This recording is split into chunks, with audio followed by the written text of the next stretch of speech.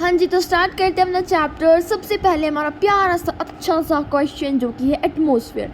तो मैं यहाँ पर बताना कि एटमॉस्फेयर होता क्या है। देखो इस क्वेश्चन को ना मैंने तुम्हें बहुत चीख के बताया था पहले भी, ठीक है। तो अभी जबकि मेरा गला ख़राब था तो अब दोबारा से बताऊँगी, इट्स माई ड्यूटी, ठीक है। तो चलिए बताती हूँ। सबसे पहले हम पढ़ते हैं व्हाट इज़ एटमॉस्फेयर। तो एटमॉस्फेयर होता क्या है। देखो जो हमारी अर्थ होती है ना, अर्थ की चारों तरफ हवा होती है और वो किस तरह प्रेजेंट होती है, एक चादर की तरह, ठीक है। तो जब हमारी अर्थ की चारों तरफ एक ब्लैंकेट, एक कंबल की तरह, एक चादर की जगह जो एयर प्रेजेंट होती है उसे हम बोलते हैं एटमॉस्फेयर, ठीक है। तो क्या होता है atmosphere. Atmosphere is a thick blanket, atmosphere is a thick blanket of air that surrounds the earth surface of the surface of the earth, ठीक है।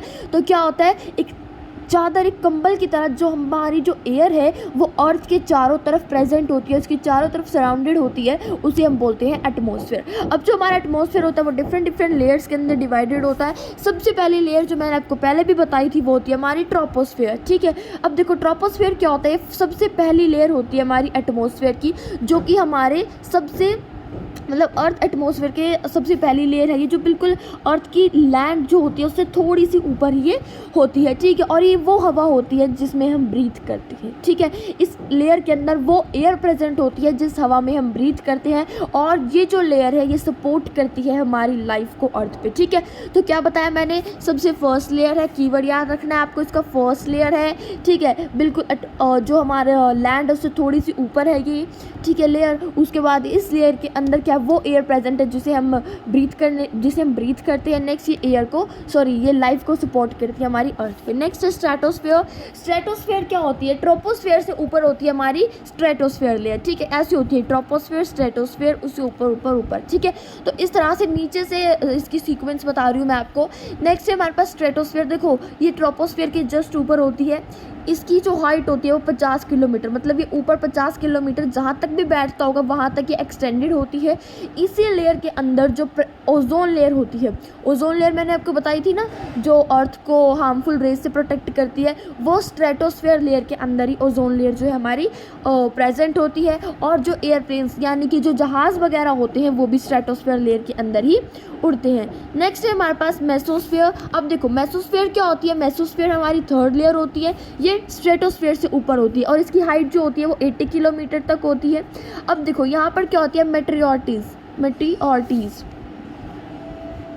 मेटियोरिटीज़ का मतलब क्या होता है, जैसे जो जैसे कि जो तारे वगैरह जो होते हैं वो आते हैं ऊपर से, और बहुत सारे जो उल्कापिंड वगैरह जो होते हैं जब वो ऊपर से गिर जाते तो वो क्या होते हैं, वो इसी लेयर के अंदर वो बर्न हो जाते हैं, ठीक है। नेक्स्ट है हमारे पास थर्मोस्फेयर क्या होता है। In thermosphere temperature rises very rapidly with increasing height.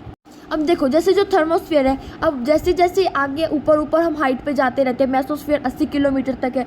अब थर्मोस्फेयर मेसोस्फेयर से ऊपर, तो इसकी हाइट ऑब्वियसली बहुत ज़्यादा होगी। तो क्या कह रही है कि जैसे जैसे इसकी हाइट बढ़ती है वैसे वैसे इस लेयर के अंदर क्या होता है, टेम्परेचर बहुत ज़्यादा हाई होता रहता है। अब देखो टेम्परेचर यहाँ पर हाई होता रहता है तो उसका मतलब ये तो नहीं ये लेयर काम की नहीं है, नहीं। ये लेयर जो होती है बहुत ज़्यादा काम आती है। इसमें क्या होता है, इसमें रेडियो जो ट्रांसमिशन होता है वो इसी लेयर के थ्रू होता है, ठीक है। और जो इयोनोस्फेयर जो है वो भी इसी का पार्ट होता है। नेक्स्ट है हमारे पास एक्सोस्फेयर क्या होता है, ये सबसे ऊपर वाली लेयर होती है हमारी एटमॉस्फेयर के, इसे हम एक्सोस्फेयर भी बोलते हैं, ठीक है। एक्सोस्फेयर होती है एक ही एक्सोस्फेयर, ठीक है। तो उसकी प्रोनाउंसिएशन में थोड़ी सी चेंज है। तो देखो ये सबसे ऊपर वाली लेयर होती है और ये सबसे थिन लेयर होती है। तो देखो ये रहा, मैंने आपको बताया था, मैं पिक्चर्स भी आपको दिखाऊंगी। तो देखो ये रही हमारी ट्रोपोस्फेयर। यहाँ पर जो है ट्रोपोस्फेयर जो लेयर होती है यहीं पर सारे बादल वगैरह, बिजली वगैरह यहीं पर सब होती है, बारिश वगैरह, जैसे जो ओले वगैरह होते हैं, ठीक है, जो आंधी तूफान आता है वो ट्रोपोस्फेयर लेयर के अंदर ही आता है। नेक्स्ट है हमारी स्ट्रेटोस्फेयर के देखो अंदर क्या होता है, इसके अंदर हमारी ओजोन लेयर होती है। नेक्स्ट मेसोस्फेयर के अंदर क्या होता है, यहाँ पर सारी मेटियोरिटीज़ जो है वो बर्न होती हैं। नेक्स्ट है थर्मोस्फेयर के अंदर ही हमारी इनोस्फेयर है, यहीं पर रेडियो ट्रांसमिशन होता है, यहीं पर हमारी सैटेलाइट्स वगैरह घूमती हैं। उसके बाद है हमारी एक्सोस्फेयर, ठीक है। एक्सोस्फेयर में क्या जैसे, और थर्मोस्फेयर जो होती है यहाँ पर टेम्परेचर भी बहुत ज़्यादा होता है। नेक्स्ट है हमारी एक्सोस्फेयर और ये बहुत ज़्यादा थिन लेयर होती है, ठीक है। नेक्स्ट क्वेश्चन की तरफ चलते हैं हम। तो देखो नेक्स्ट क्वेश्चन क्या है, which two gases make the bulk of atmosphere. अब हमें बताना है कि ऐसी कौन सी दो गैसेज है जो कि बल्क में पाई जाती है एटमोसफेयर के अंदर, ठीक है।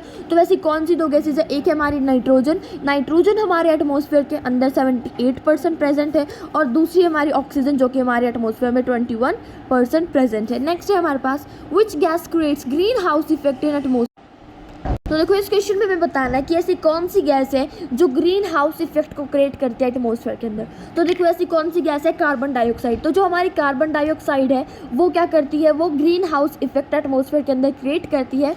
और कार्बन डाइऑक्साइड नहीं, उसके साथ और दो गैसेज है जो कि हमारी मीथेन और कार्बन मोनोऑक्साइड। ये जो तीन गैसेज हैं, ठीक है, ये क्या है, मेजर कंट्रीब्यूटर है किसका, ग्रीन हाउस इफेक्ट के कॉजेज को, ठीक है।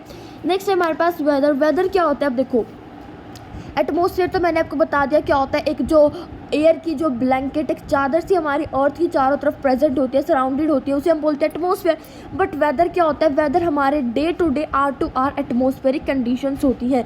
अब वेदर क्या होता है, जैसे हमारा लिखा आता है ना फोन्स वगैरह में कि आज का वेदर कैसा रहेगा, आज शाम 7 से 8 बजे तक बारिश होगी, उसके बाद 12 से 1 बजे तक बहुत ज़्यादा धूप होगी। तो ये क्या है, हमारा वेदर है। मतलब कि जो पूरे दिन में जो day to day hour to hour जो चेंजेस आते हैं हमारे एटमोसफेयर के अंदर, उसे हम क्या बोलते हैं, वेदर बोलते हैं, ठीक है। और जब जो हम क्या करते हैं, वेदर तो हो गया day to day hour to hour, और जब वेदर जो है बहुत लॉन्ग पीरियड तक, बहुत ज़्यादा एक लार्ज पीरियड तक, लॉन्ग पीरियड तक सेम ही रहता है वहाँ का वेदर, तो वो वहाँ का क्या बन जाता है, क्लाइमेट बन जाता है। नेक्स्ट है हमारे पास रेनफॉल्स हमें बताने, तो हमें 3 प्रकार के रेनफॉल्स बेसिकली हमारे पास होते हैं, हमें तीनों को एक्सप्लेन करना है। सबसे पहले हमारा कन्वेक्शनल रेनफॉल।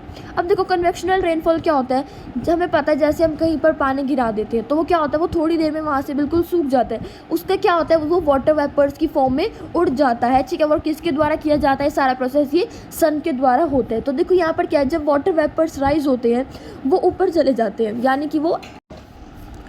कि वो जो हमारा अर्थ का सरफेस है उस पर वो चले जाते हैं, और वहाँ पर जाकर वो बिल्कुल ठंडे हो जाते हैं। वो क्या फॉर्म करते हैं, क्लाउड्स। तो इस तरह से हमारे जो बादल है वो बनते हैं, और जब जो बादल है उनके अंदर बहुत ज़्यादा पानी हो जाता है, ठीक है, और जब वो उन्हें होल्ड नहीं कर पाते तब जो है रेनफॉल होता है, उसे हम बोलते हैं कन्वेक्शनल रेनफॉल, ठीक है। तो कन्वेक्शनल रेनफॉल क्या होगा, जब वाटर वेपर्स राइज होंगे वो ऊपर जाएंगे, वो बादल फॉर्म करेंगे, और जब बादलों में बहुत ज़्यादा पानी हो जाएगा तो उसका क्या होगा, नेक्स्ट वो रेनफॉल वहाँ से स्टार्ट हो जाएगा। नेक्स्ट हमारे पास ओरोग्राफिक रेनफॉल।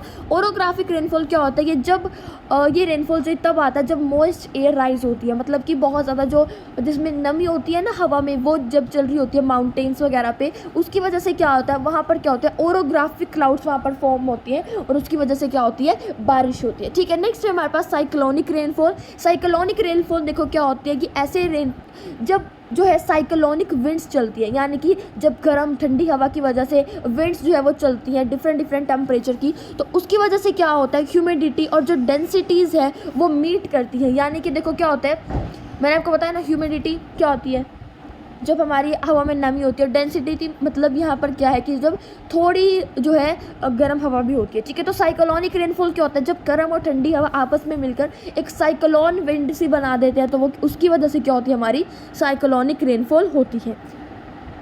नेक्स्ट है हमारे पास एयर प्रेशर। अब फोटो आप कह लोगे नहीं दिखा रही, अब दिखाऊंगी मैं, 1 सेकंड रुके रहो, फोटो भी दिखाऊंगी।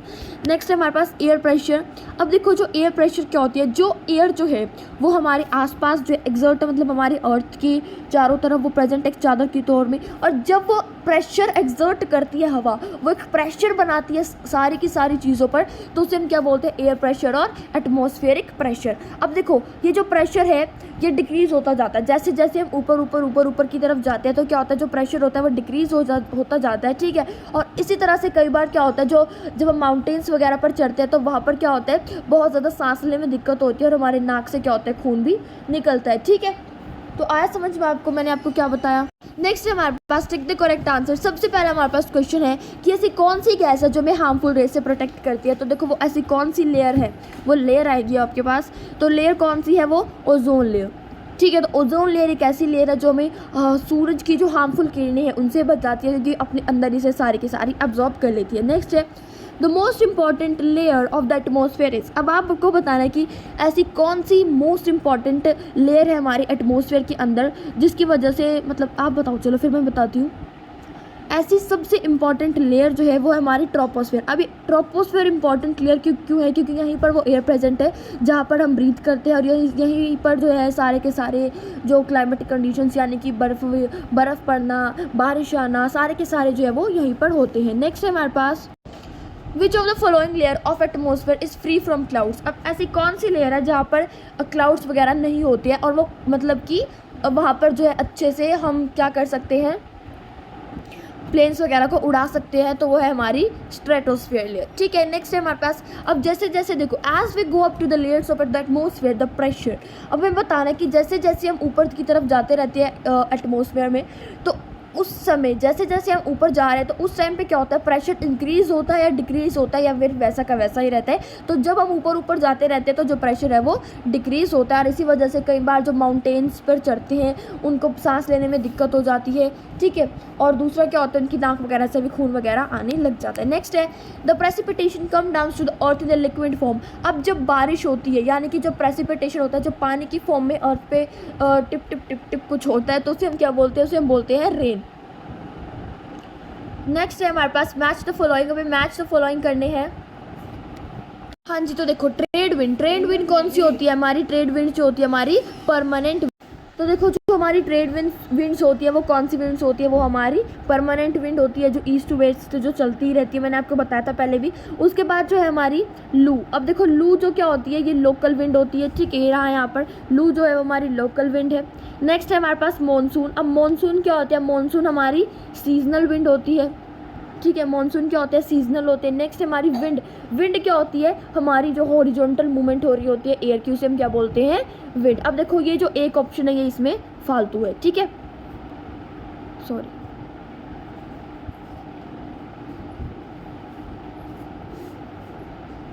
नेक्स्ट हमारे मैच इट भी हो गया। अब नेक्स्ट है हमारे पास गिव रीजंस। तो हमें बताना है कि जो गीले कपड़े होते हैं वो ज़्यादा टाइम क्यों लेते हैं सूखने में। ठीक है, जब ह्यूमिड डे होता है। अब ह्यूमिड डे का मतलब क्या होता है, मॉइस्चर होता है जब हवा के अंदर। तो देखो ऑन ह्यूमिड डे, अब देखो इन्होंने क्या कहा है, हमें क्वेश्चन कहाँ गया, एक सेकंड। जो गीले कपड़े हैं वो ज़्यादा समय क्यों लेते हैं, एक ह्यूमिड डे क्या होता है। अब देखो ऑन ह्यूमिड डे जो एयर होती है, जो हवा होती है, उसके अंदर क्या होता है, बहुत ज़्यादा मॉइस्चर उसके अंदर प्रेजेंट होता है, उसके अंदर बहुत सारे वाटर वेपर्स उस समय पे प्रेजेंट होते हैं जिस दिन हमारा ह्यूमिड डे होता है। तो इसीलिए जो है गीले कपड़े, एक तो उसमें खुद वो कपड़े गीले और ऊपर से हवा भी मॉइस्चर वाली चल रही है जिसमें खुद वाटर वेपर्स है, तो इस वजह से जो कपड़े हैं ह्यूमिड डे में वो बहुत ज़्यादा टाइम लेते हैं सूखने के लिए। नेक्स्ट है हमारे पास amount of insolation decreases from equator towards pole. अब देखो इंसोलेशन, सबसे पहले तो हम बात कर लेते हैं इंसोलेशन क्या होता है। तो जो इंसोलेशन क्या होता है, जो सोलर एनर्जी, जो सूरज की तरफ से हमारी अर्थ पर जो एनर्जी आती है, जो सोलर एनर्जी आती है, उसे हम बोलते हैं इंसोलेशन। और ये क्या कह रहे हैं, जो अमाउंट ऑफ इंसोलेशन है, ठीक है, वो डिक्रीज होता है इक्वेटर टुवर्ड्स पोल। अब देखो ये हमारी अर्थ, ये हमारा इक्वेटर, ये हमारे पोल्स, ये हमारा नॉर्थ पोल है, ये हमारा साउथ पोल है। एक सेकेंड, ठीक है। तो अब देखो ये इन्होंने हमें कहा है कि ऐसा क्यों होता है कि इक्वेटर पे जो है जो अमाउंट है वो बहुत ज़्यादा होता है इसका, और पोल्स पे वो बहुत ज़्यादा कम होता है, और इसीलिए जो पोल्स है वो बर्फ़ से ढके हुए हैं। तो ऐसा क्यों होता है, it happens as sun rays fall slanting on the poles while they fall straight to the equator. अब ऐसा क्यों होता है, ये रही हमारी अर्थ, ये रहा हमारा यहाँ पर सूरज। अब देखो इसकी जो इक्वेटर है यहाँ पर बिल्कुल सीधी रेस पड़ती है, और यहाँ पर कुछ इस तरह से टेढ़ी रेस जो है इसकी सूरज की पड़ती है, जो यहाँ तक नहीं पहुँच पाती, जो स्लैंटिंग जो पड़ी हुई एक तरह से लाइन से हम बोल सकते हैं रेस जो है वो पोल्स पर पड़ती है। इसी वजह से वहाँ पर क्या होता है, ठंड है बहुत ज़्यादा, वहाँ पर वो बिल्कुल जमी हुई है, इसीलिए वहाँ पर इंसोलेशन का अमाउंट जो है वो बहुत ज़्यादा कम है। नेक्स्ट देखो हमारे पास एक पजल है, जो एक एक्टिविटी है, ये रहा देखो पजल, मैंने इसके आंसर सारे प्रोवाइड किए हुए हैं, देखो ये रहे। ठीक है, ये एक एक्टिविटी है जिसके मैंने आपको आंसर्स प्रोवाइड कर दिए, ये आप खुद करोगे। ये देखो बना बनाया भी मैं लेकर आई तुम्हारे लिए, इतनी मेहनत करती हूँ मैं, और तुम एक लाइक नहीं ठोक सकते। हाँ, सो प्लीज़ लाइक करो, कमेंट करो।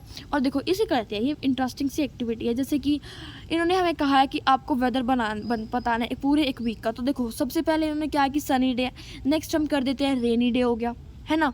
उसके बाद यहाँ से देख के बता देती हूँ, देखो चलो सेकंड डे कर देना तुम क्लाउडी डे है, तीसरे दिन कर देना रेनी डे है, उसके बाद चौथे दिन तुम कर देना स्टॉर्म डे है, उसके बाद पाँचवें दिन फिर से कर देना कि काम डे, और फिर दोबारा से कर देना सनी डे है। ठीक है, तो मैंने तुम्हें एक्टिविटीज़ तक बता दिया था, और तुम अगर लाइक नहीं करोगे ना तो देखो तुम्हें पाप लगेगा। तो प्लीज़ प्लीज़ प्लीज़ वीडियो को लाइक करो और चैनल को करो सब्सक्राइब, ठीक है, और शेयर करना मत भूलना। मिलते हैं नेक्स्ट वीडियो में, तब तक के लिए stay tuned with the channel. Thank you and have a nice day. So tata bye bye. I hope you like that video. हाँ